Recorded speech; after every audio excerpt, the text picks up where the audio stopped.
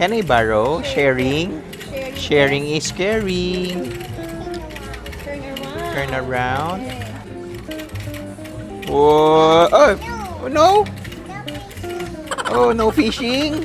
So parang nakahiga ako sa kama tapos bigla akong umiyak na lang. 50 dirhams na lang yung pera ko sa wallet. Bye-bye to Nene!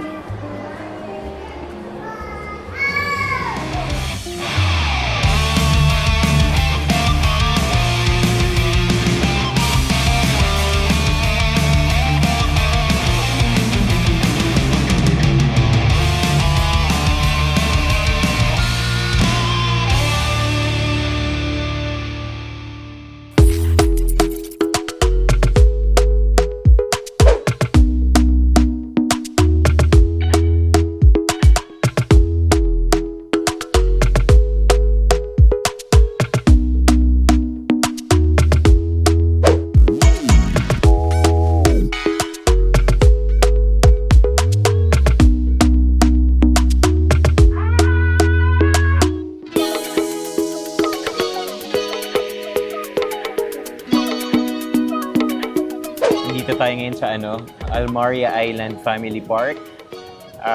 Pinasyal muna namin si Hope dito sa may play area. Yan sa nakikita niyo sa background. Before kami magpunta ng Abu Dhabi Mall. So malapit lang to sa Reem Island. And nakakatuwa tong park na to kasi open siya, walang bayad. So ayan, yan yung play area. Malaki siya. Ganda rin itong park na to. Tignan mo, meron siyang toilet. Sa likod nito, may basketball court dito sa may area na to. Tapos yan, laki siya. Play area siya talaga.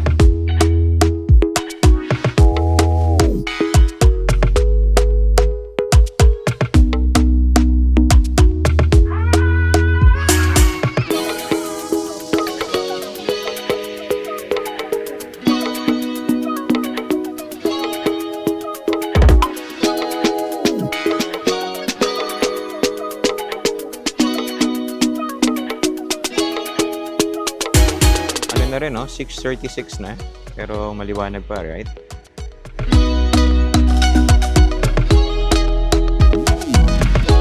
So, yung floor nila, rubberized, oh. Kaya okay din siya. Pag nadapa yung mga bata, hindi masusugatan. Ayan. Nag-swing kami ni Hopi, oh. Hopi! Swinging! Tapos nang maglaro si Hopi, basang-basa ng pawis. Gusto niya magpabuhat kay Glyza ngayon. Pag-usapan natin yung mga ano yung mga magiging challenges mo pag naging OFW ka dito sa Abu Dhabi. Okay? Ganda yun. Meron siyang bagong laruan. Actually, yung laruan na yan, paborito ko yun nung bata ako. Yan yung gusto kong laruan. Hopi, can you turn on? Whoa! They're moving, Hopi. They're opening their mouth. Can mommy fish? No. Okay. Oh, you have to stop there. Can I use? Can I borrow? Can I borrow? Sharing? Sharing is caring. Turn around. Turn around. Turn around. Okay, Daddy will fish. Stop. Okay, go, go, go. Whoa! Oh no! Oh, no fishing? Okay, no fishing. Siguro dapat gawin nating general sa buong UAE na lang. Kasi galing kami ng Dubai before. Based on my experience, na-homesick ako eh. Alam mo yun, yung parang nalungkot ako bigla. Pero naramdaman ko pa siya after 6 months. So parang nakahiga ako sa kama tapos bigla akong umiyak na lang. Alam mo yun, para ako nalungkot na parang alayo ko sa pamilya ko, alayo ko sa kapatid ko, alayo ko sa mga pamangkin ko. Ayun, alam mo yun, yung ganong pakiramdam. Tapos wala ako sa bahay namin. Kaya parang lungkot na lungkot ako noon. So yun yung isa sa naging challenge ko dito as OFW, lalo na dito sa nung nandun pa ako sa Dubai. So yan. Babe, anong paborito mo sa PF Chang's? Anong tawag dyan? Golden beef. Ako ang paborito ko talaga dito, ito, lettuce wrap. Kailangan mayroong lettuce wrap. Tapos, may wonton soup. Yan. okay na kami dyan sa ganyang food. Solve na kami din. Pero minsan, gustong-gusto namin yung pag nagkikrave kami, dynamite shrimp. Next natin. Alam mo ba yung pinagdaanan ko talaga dito? Sobrang challenge ko talaga yung cultural difference. Grabe yung pinagdaanan ko kasi unang work ko dito sa Dubai, sa Indian company ako napunta. So, ang in-expect ko, nasa Arab world ako. No? So, dapat parang Arab yung mga kasama ko. Or locals, gano'n. Pero hindi. Ang nakasama ko talaga, puro Indians. Mostly. Tapos mga Filipinos. Tapos, yun yung naging struggle ko. And naging challenge ko talaga. Kasi dumating ako sa point na nag-work ako with them and tumira ako with them. Pero hindi ko kinaya kasi alam mo yan, 2 days pa lang. Umalis na ako agad dun sa accommodation na yon kasi sobrang dami namin sa room. Nasa either 8 or 12 kami doon sa isang room. Tapos ako lang ang Pilipino. So yun yung naging challenge ko. So parang hindi ko alam anong gagawin ko. Alam mo yun, bagong dating ako dito. Tapos alam mo yun, hindi mo kilala yung kasama mo sa room, tapos ibang lahi pa, di ba? So, yun yung challenge ko doon. Cultural difference. Si OP, pag nanonood siya sa iPad, o kaya sa phone, ganyan siya.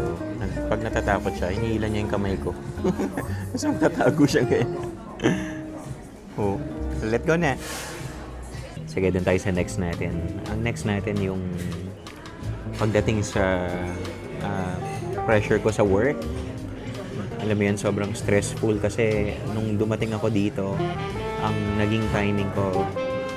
Teka, before that, ang nangyari kasi pala dito, nung dumating kami, 2009, pero 2010 ako nakapag-start ng work. Ang nangyari nun, ang timing ng work ko, split timing. I don't know kung meron pa rin ganun. Comment kayo kung na-experience nyo pa rin yung mga ganong schedule ngayong 2024. Pero ang naging timing namin noon mga nasa 8 to 12. Tapos uwi ka muna, kain ka, tulog ka, tapos balik ka ng anong oras yung babe? Mga 5, no? 5 to 9. So talagang yung pressure noon, alam mo yun, kasi parang yung buong araw mo doon mo na inubos sa trabaho, talagang ang hirap. Kasi nga, yun nga, di ba, split timing. Balik ka, pasok ka sa work, balik ka sa bahay, pasok ka sa work. Pag uwi mo, basag ka na. Uwi ka ng mga bandang 10, makarating ka ng 10. Tapos, 10 o'clock, magluto ka muna ng food mo for dinner. After mo magluto, kain ka, tapos tulog ka, tapos repeat. Ganon. So, sobrang stressful. Kaya, sobrang pressure din sa trabaho dahil sobrang daming pasyente. Pero ganun talaga, at least napagdaanan na, and I'm just grateful na right now okay naman yung work ko right now. So thankful ako kay God. Bye, Nene. Okay, the other one. Okay, the other one. Go there. Go there. Bye-bye to Nene.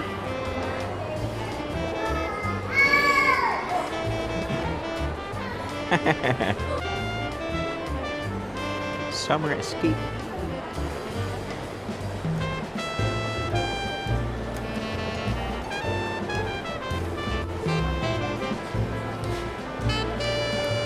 Opie, there's banana. Opie, there's banana. There. Joke.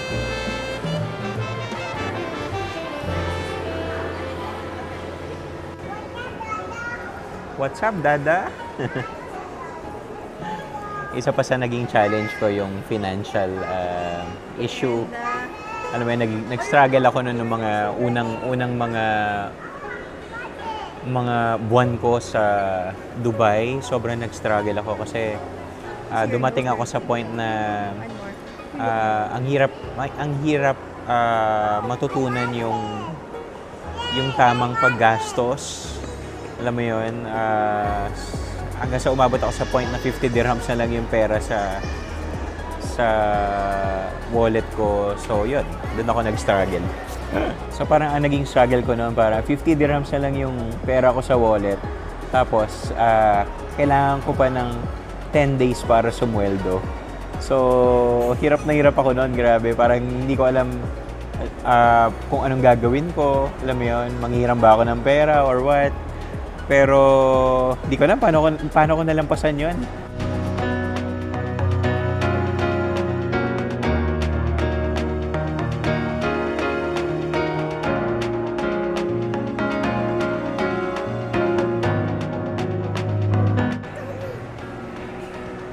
Ooh, what's that? Tiptoe?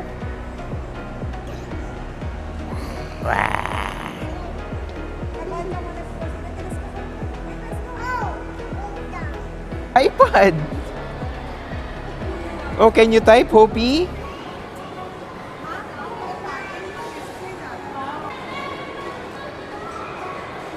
Oh, where's the McDonald's? Siya na daw. I will help you daw. I will help you. Ngayon na. Siya na nagtutulak. Parang gusto niya na ng kapatid. Babe, gusto na ng kapatid ni Hopi. Parang tong optical shop na to, naging slang na masyado. Aywa. Aywa.